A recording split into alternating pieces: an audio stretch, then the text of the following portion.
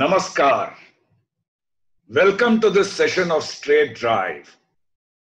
Today we are going to talk about women and science, particularly in reference to India, and also about science in general in India in the background of more and more stress on Atmanirbharta, self-reliant India.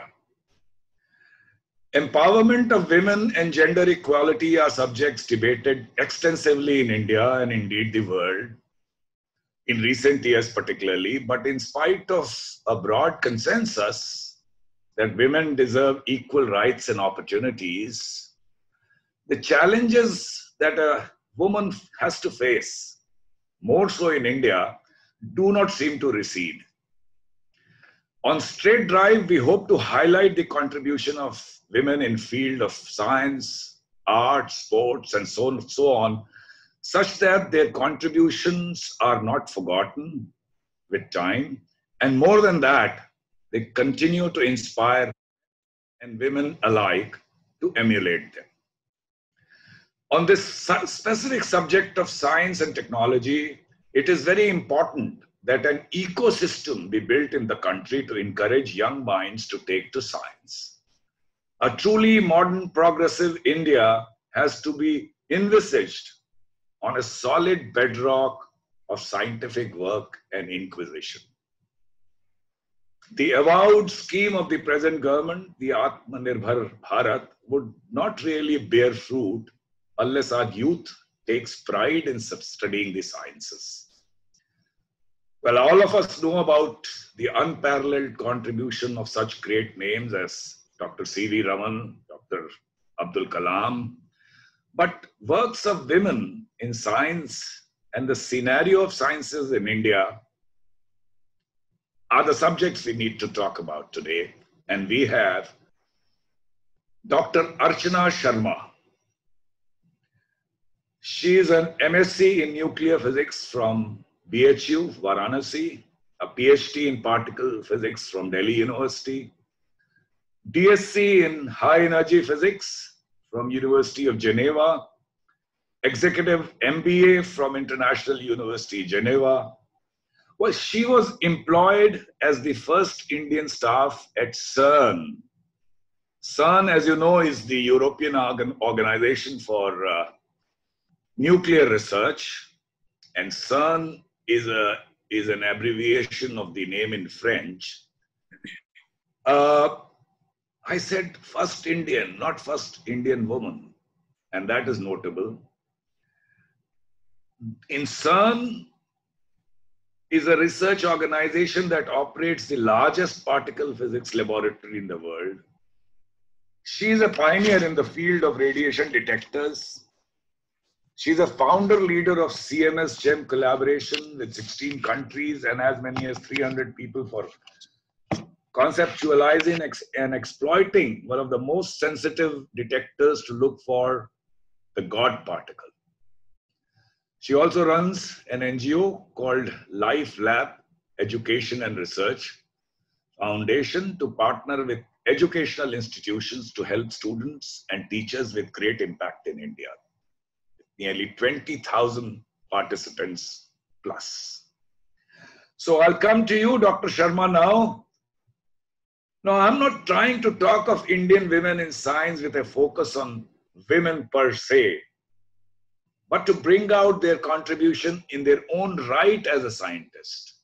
You, as an accomplished scientist, Dr. Sharma, can be a role model for young bright girls and for their benefit. Let us start talking about your early education and your subsequent journey to reach where you have arrived today. Dr. Sharma. Namaskar. Many thanks for this invitation, Sudhanshu. You have articulated the argument very brilliantly. The focus on being the woman is so high that the science or the contribution is lost somewhere. Accomplished is a relative term. Yes, I have my degrees and my experience, but I think I have miles to go in terms of impact. Speaking about Indians, as you mentioned, yes, there have been a lot of Indians working at CERN from the 70s, and they continue to work from many institutions in the country. So we should not forget their contribution as well, because the science that I do is teamwork and collaborative science. I was fortunate, both my parents were teachers, and the emphasis on education at home was the only religion, so to speak. My father was an extremely strict disciplinarian, and the only way for salvation was education and more education. After I completed my senior Cambridge from St. Francis Convent, Jhansi, I was sent off to Varanasi, a place that I loved, and it formed me as a person, as a scientist eventually, of course. But I think that the set of teachers over there was incredible, and they had an indelible impact on my formative mind at that point of time. But why did he send me to Varanasi? Simply because he had an aunt who was a professor at BHU. And under her mentorship, I completed a graduate and postgraduate degree, after which, as you said, I went to Delhi University, from where I started my career for high energy or particle physics.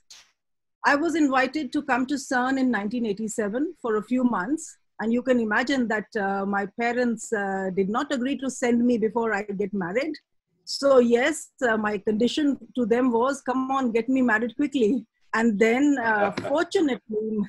fortunately, my in-law family was very supportive, and my father-in-law and all my brothers-in-law, they are so proud, and they, for whatever little I have done, they have been supporting me for all my endeavors. And he decided, he said, "Beta, you have a chance, you must go." But nevertheless, for family reasons, I could return to CERN only in 1989. And here I am with the famous 30 years Sky experience. But that said, I am learning every day, because as you well know, that given the dizzying speed at which technology updates itself, one can be left atrophied without even realizing it. Yeah, okay. So let me come to the seemingly cliched question. What are the challenges you think girls face in taking up a career in science, and how can they prepare to face them? You can also perhaps tell us one or two anecdotes from your own career and how you tackled the difficulties or peculiarities that you faced. Well, as you rightly highlighted, women and girls in general are scrutinized with another yardstick, constantly judged, constantly critiqued, and disproportionately punished for any mistake. This is no one's fault. It's just the unconscious gender biases that we have to live with in our society. It is relatively less in Europe, and in our country, some work has to be done to accept inclusion and diversity, so to speak, in our professional arena. Gender bias is a very big issue, and as you said, tomes have been written and volumes have been discussed. If a man makes a mistake, one just goes, colleagues, they shake hands and they repair the damage done. But speaking of women, she gets to hear a bucket load of rubbish from our society for the tiniest mistake. So to be successful, the absolute essential is to be totally, how can I say, impervious to these kind of incidents that will happen in your life all the time. And this doesn't come easy, because for a woman to make a career, she also has to do a 200% effort, particularly in a field of research like mine. And I'm not saying that men have it easy. They also have their challenges. But nevertheless, starting from the biological clock that a woman starts getting a call now and then, there are pressures of marriage in society. And just at the time when you are sort of in a senior role, that's the time when, you have all these kind of issues that come up from society, from family, and colleagues as well, in fact. Yeah. So I have to tell you that when I was doing my PhD, initially I started with a big high, because I was a good student. I had good, grades in school and college. And also in the university, I did, I used to be one of the good students, okay, not always first, but at least in the first three. But then coming to PhD, and one by one, people were being cherry picked for jobs or being selected in IIMs or civil services. I started feeling as if I am a reject. And that feeling is not a good feeling, because a career in research should be as aspirational. So yes, a career in research should be aspirational as well, that yes, as a student in research, or as a learner, a lifelong learner, so to speak, these kind of careers need to be looked at with much more encouragement, so to speak, from the society. And of course, the challenge of a continuous research career with no end in sight sometimes, many a time, is definitely, it requires sheer tenacity to make it, to sustain it, and to continue with tolerance, with vulnerability. And clearly here, being an Indian really helps, because that's what India is about. Our families, our traditions are all around flexibility and around, how can I say, accepting the difficult and then trying to make your way, make your mark. And if you're determined, you will make it, right? Yeah. So great to hear that. And what we have to change is, यहाँ कौन है जो खताकार नहीं है, पर मेरे जैसे हो जाते हैं, और अगर आप खातून हैं तो आपकी खता थोड़ी बड़ी मानी जाती है. खैर, so moving away from this kind of compartmentalization of women in science and the adversities and dilemma encountered, well, let's come to this very important question of science in general in India. So how's the landscape? Because you keep traveling to India, I'm sure you are in contact with scientists in India. So how's the landscape for some original work in India, and how do you think it can be improved? Well, first of all, I think the scientific temper is very big in the country. And this I really appreciate, because anytime there is an interaction, whether it's with my neighbor or whether it's with my relatives, or even whether it's with the general public, because I do have a lot of interaction every time I travel to India. They do believe that if my son is going to study science, this is a good thing. That's the one thing, son or daughter. You see, the language itself is so gender biased. And that is a good thing. However, we have children who are very excited and, really raring to go as soon as, as far as school is concerned. And you see how they are encadrés, if I can use this word from French. They are somehow caged into the curriculum, they're caged into the syllabus. And this is being opened up, of course. There are so many people doing very good work in the country as well. Nevertheless, I think that curriculum building and improving the STEM education in our schools is very important. I can give you an example that the God particle, or the so-called Higgs boson, was discovered in 2012. In a year or two, it was in the textbooks in Europe. In our country, there is a box called education and the syllabus, and there's another box called learning and general knowledge and hands-on training and so on. So these two concepts have to be married, and children need to be openly exposed to knowledge and to working with their hands as well, particularly in STEM education. And I think that the new education policy in India is totally geared towards that. That makes me very positive about the future. Particularly, we need to invest in applied science and technology. And that's where I see that basic scientific research is one thing. That's the blue sky research, which we must do and must continue. Nevertheless, we need to set up this infrastructure or improve the infrastructure, what we have. Our country is so big that any work done sounds like or seems like a drop in the ocean, but we need to use all technology available for education, for healthcare. And then we need to bridge the gap between the knowledge and the product in the society. So moving from prototype culture into a product culture. There are gaps. I think you are well aware, medical equipments, we are importing 80%. So I think there's lots to do and lots is being done. So let's keep going in the good direction. Oh, so you talked of society. Now tell me, Archana, why should the public at large, no, don't take it otherwise, care for research like yours, like particle physics and Higgs boson, God's particle is so nice to hear about it, but these are things beyond the comprehension of an average person like me, in spite of being an engineer. So unless you can explain to us the societal impact of such work, it would not generate that kind of interest.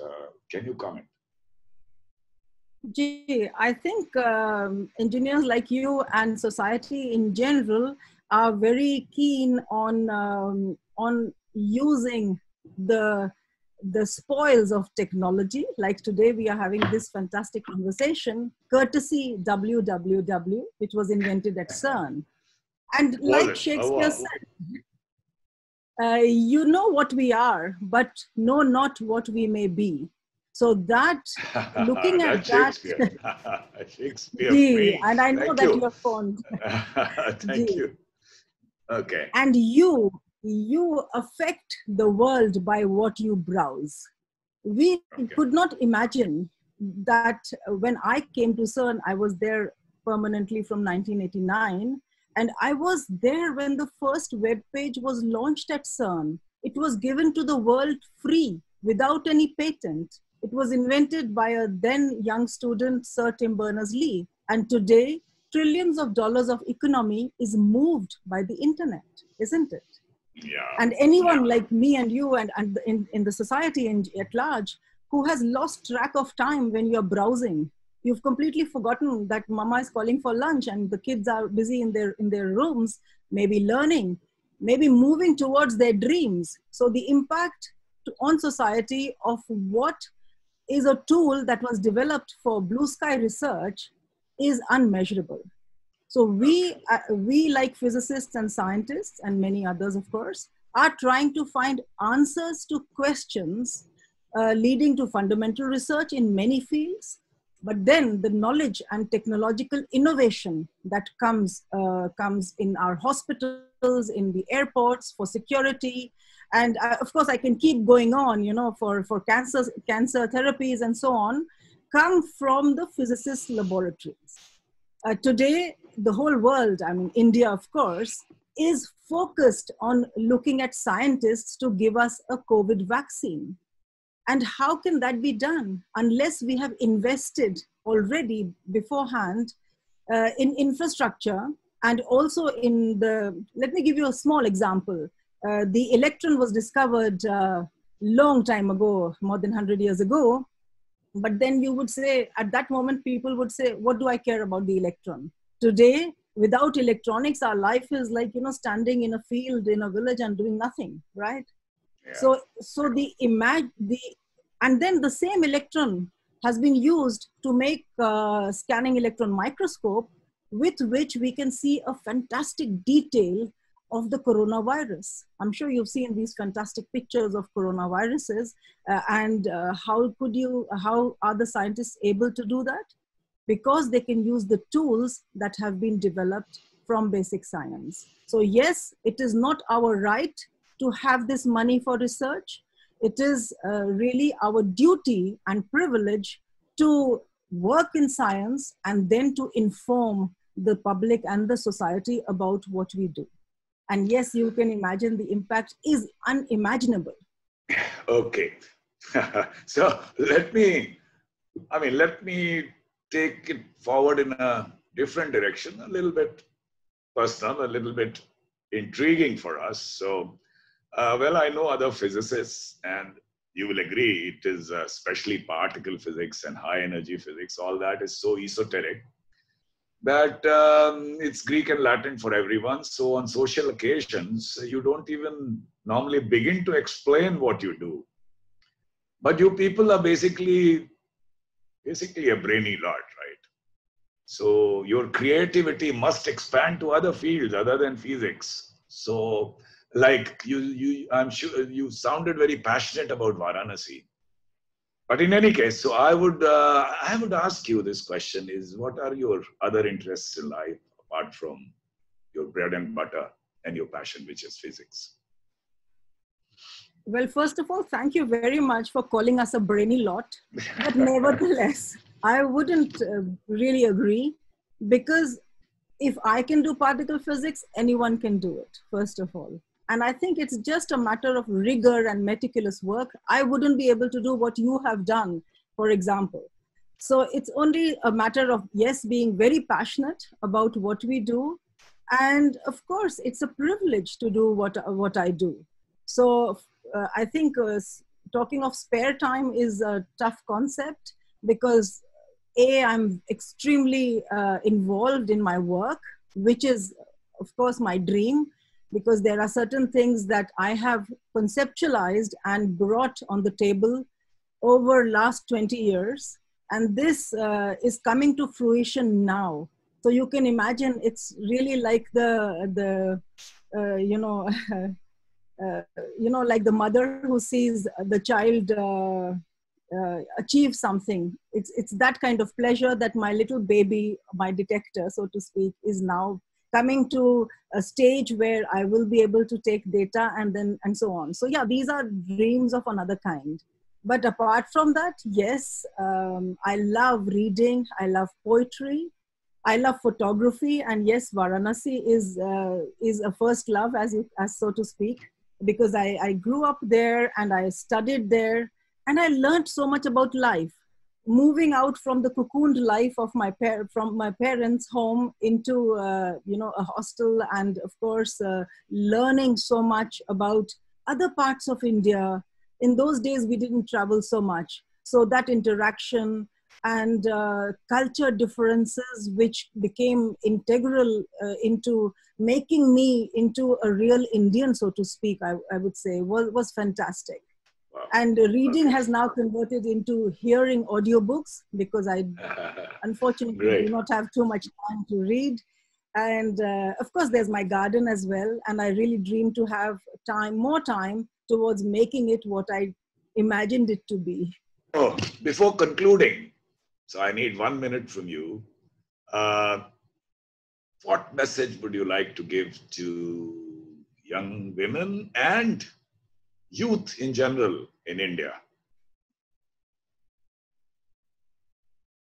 I think that one needs to challenge the status quo, because if things are coming easily, if we are always successful, we are not pushing our limits. And if we are not pushing our limits, we are not maximizing our potential. So we absolutely need to do something every single day, which is a little beyond our own capacity.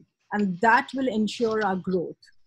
Women as such, they are the largest untapped resource, particularly in India, because just imagine if we can unleash the 50% or 49% or 48%, what would happen to our country? Absolutely. And I think this is where we need to continuously work at, and dividends will follow naturally. And if I may just borrow from Rahat Indori Sahab, who passed away yesterday, and I think he was the person who brought Urdu to the common man. Common man, yes. I think my sentiment can be expressed in just the few lines from him, if I may. Absolutely. Irshad.